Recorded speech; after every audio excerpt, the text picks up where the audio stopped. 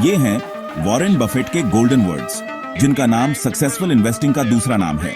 वो सिर्फ पैसे बचाने की बात नहीं कर रहे हैं, वो स्मार्ट और सोची समझी डिसीजंस लेने की बात कर रहे हैं।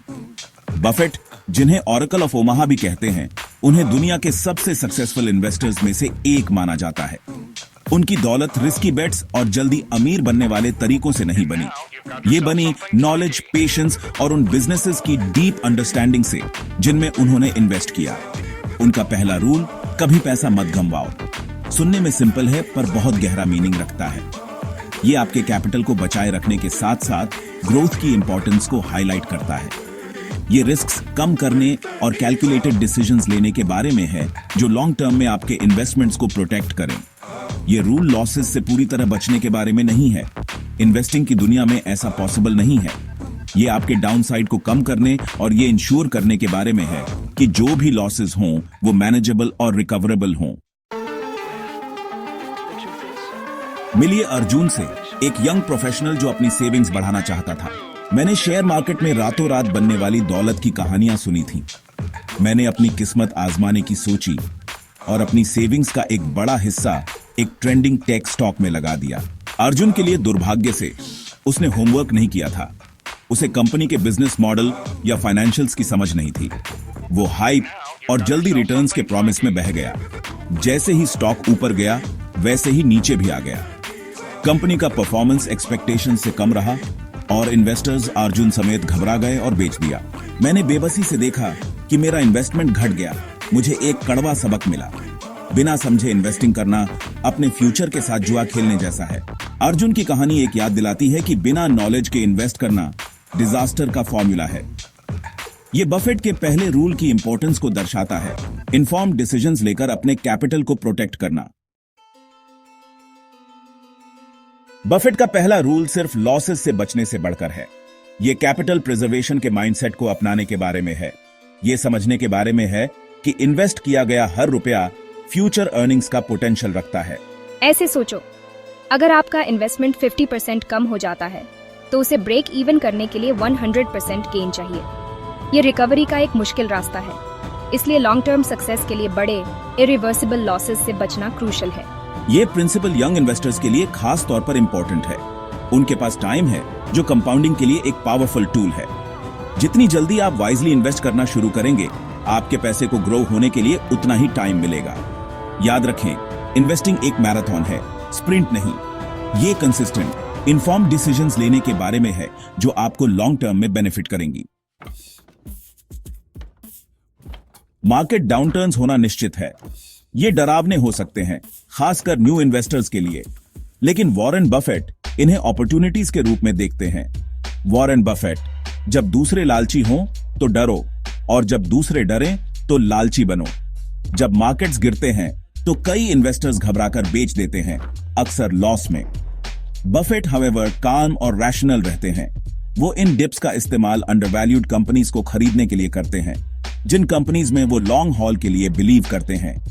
वो समझते हैं कि मार्केट डाउनटर्न्स अक्सर फियर और स्पेकुलेशन से ड्रिवन होते हैं, न कि इकोनॉमी या उन बिजनेसेस में फंडामेंटल चेंजेस से जिनमें वो इन्वेस्ट करते हैं। इस अप्रोच के लिए पेशेंस और लॉन्ग टर्म पर्सपेक्टिव की जरूरत होती है, जो बफेट की सक्सेस में इंस्ट्रूमेंटल रहे हैं। सेक्शन 5, सब्र का कमाल टाइम, आपका सबसे बड़ा साथी। इन्वेस्टिंग में पेशेंस बहुत जरूरी है। वॉरेन बफेट का investment philosophy long term perspective पर बेस्ड है। वो मार्केट को टाइम करने या क्विक प्रॉफिट्स के पीछे नहीं भागते। वो उन कंपनीज में इन्वेस्ट करते हैं जिन्हें वो समझते हैं और बिलीव करते हैं कि वो टाइम की टेस्ट पर खरी उतरेंगी। उन्होंने एक बार कहा था, आप 9 औरतों को प्रेग्नेंट करके 1 महीने में बच्चा पैदा नहीं कर सकते। यही प्रिंसिपल इन्वेस्टिंग पर भी लागू होता है। वेल्थ बनाने में टाइम, पेशेंस और डिसिप्लिन्ड अप्रोच लगता है। शॉर्ट टर्म मार्केट फ्लक्चुएशन से निराश मत होइए। अपने लॉन्ग टर्म गोल्स पर फोकस रखें, रास्ते पर बने रहें और कंपाउंडिंग के पावर को अपना मैजिक करने दें। सेक्शन 6, नॉलेज इज पावर, अपनी इन्वेस्टमेंट्स को समझें। वॉरेन बफेट बहुत पढ़ते हैं और लाइफ लॉन्ग लर्नर हैं। वॉरेन बफेट वो उन बिजनेसेस को अच्छी तरह समझने की इंपॉर्टेंस पर जोर देते हैं जिनमें आप इन्वेस्ट करते हैं। उन्होंने कहा था, रिस्क तब आता है जब आप नहीं जानते कि आप क्या कर रहे हैं। वो इसमें बिलीव करते हैं कि आप जो जानते हैं उसमें इन्वेस्ट करें। अगर आप सिंपल टर्म्स में कंपनी के बिजनेस मॉडल को एक्सप्लेन नहीं कर सकते तो आपको उसमें इन्वेस्ट नहीं करना चाहिए। कंपनीज को रिसर्च करने, उनके फाइनेंशियल स्टेटमेंट्स पढ़ने और उनके कंपेटिटिव लैंडस्केप को समझने के लिए टाइम निकालें। बिना नॉलेज के इन्वेस्टिंग करना आंखों पर पट्टी बांधकर मेज में घूमने जैसा है।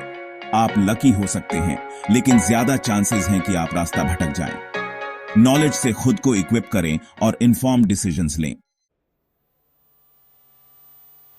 सेक्शन 7, वाइज इन्वेस्टिंग के 3 पिलर्स।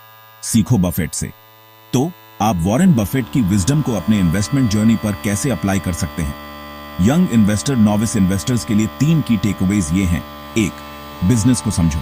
किसी कंपनी में सिर्फ इसलिए इन्वेस्ट मत करो क्योंकि बाकी सब कर रहे हैं। उन बिजनेसेस में इन्वेस्ट करो जिन्हें आप समझते हैं, जिनमें आप बिलीव करते हैं। 2, शॉर्टकट से बचो। इन्वेस्टिंग में जल्दी अमीर बनने का कोई तरीका नहीं है। वेल्थ बनाने में टाइम, पेशेंस और डिसिप्लिन लगता है। 3, पहला रूल याद रखो, कभी पैसा मत गंवाओ। इसका मतलब ये नहीं है कि आपको कभी लॉस नहीं होगा। इसका मतलब है स्मार्ट, इन्फॉर्म्ड डिसीजंस लेकर रिस्क्स कम करना और अपने कैपिटल को प्रोटेक्ट करना। सेक्शन 8, आपकी फाइनेंशियल फ्रीडम की शुरुआत आज से। इन्वेस्टिंग इंटिमिडेटिंग लग सकता है, लेकिन ऐसा होना जरूरी नहीं है। खुद को एजुकेट करके शुरुआत करें। बुक्स, आर्टिकल्स और रेप्यूटेबल फाइनेंशियल वेबसाइट्स पढ़ें। किसी ट्रस्टेड फाइनेंशियल एडवाइजर से एडवाइस लेने पर विचार करें। याद रखें, इन्वेस्टिंग शुरू करने का सबसे अच्छा टाइम कल था, उसके बाद का सबसे अच्छा टाइम आज है। अपने फाइनेंशियल फ्यूचर को सिक्योर करने की दिशा में पहला कदम उठाएं। बेस्ट से सीखें, वाइज इन्वेस्टिंग के प्रिंसिपल्स अप्लाई करें और अपनी वेल्थ को ग्रो होते देखें। अगर आपको ये वीडियो पसंद आई, लाइक करो, सब्सक्राइब करो और कमेंट में बताओ आप किस रूल को फॉलो कर रहे हो।